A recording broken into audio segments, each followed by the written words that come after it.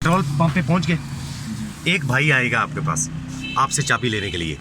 इसको चाबी दे देना, इसकी तरफ मुस्कुरा के देखो, अस्सलाम वालेकुम भाई, 2000 का, ठीक है। चाबी आपसे लेगा, चाबी इसने जाके वो लगा दी।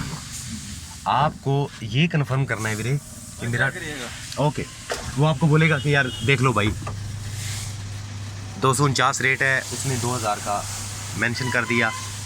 ये देखो कि यार ये पेट्रोल जो है, ये देख रहे हो कि टैंक में डाल रहा है, ऐसा तो नहीं इसने वहाँ कोई जैरिकन रखा हो उसके अंदर डाल रहा है भाई। मैंने कहा यार भाई पे नज़र भी रखना कि भाई ने साथ में बोतल ना लगाई हो। अच्छा, ये चारों इंडिकेटर कैसे ऑन करें? इससे ये इसका ओ। मतलब क्या होता है? इसका मतलब होता है कि अगर आपकी गाड़ी में कोई फॉल्ट आ गया ना, तो रोड की साइड पे रुक के ना आप ये चारों इंडिकेटर ऑन कर दो, सही है। उससे ये हो जाएगा